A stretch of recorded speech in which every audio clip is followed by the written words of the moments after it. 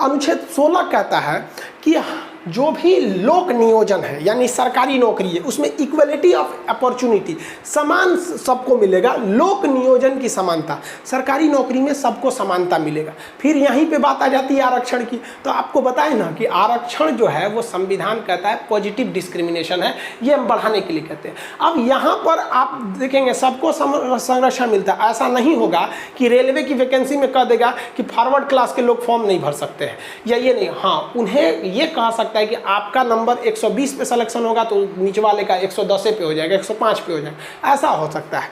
तो आरक्षण कभी भी जाति के आधार पर होती है, याद रखिएगा। आरक्षण कभी भी धर्म के आधार पर नहीं होगा।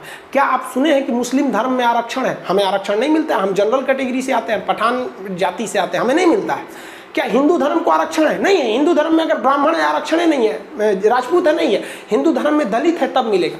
तो आरक्षण की अगर बात करेंगे तो धर्म के नाम पर आरक्षण नहीं है। आरक्षण जब भी होता है तो वो जाति के आधार पर होता है, समझ आ गया कि नहीं आ गया?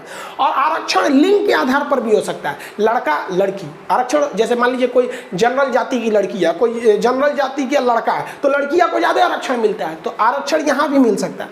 इसके अलावा आरक्षण जो मिलता है वो एक और चीज पे मिल सकता है, आपका स्थान पर मिल सकता है। स्थान मतलब किसी एक खास एरिया के आधार पर, जैसे आप छत्तीसगढ़ का कुछ एरिया एकदम पीछे, आसाम का कुछ एरिया एकदम पीछे है, तो आप देखे होंगे आर्मी में भर्ती में आते होंगे तो कहेगा कि अगर आप पूर्वोत्तर के एरिया के हैं तो आपकी हाइट कम भी रहेगी तो ले लेंगे।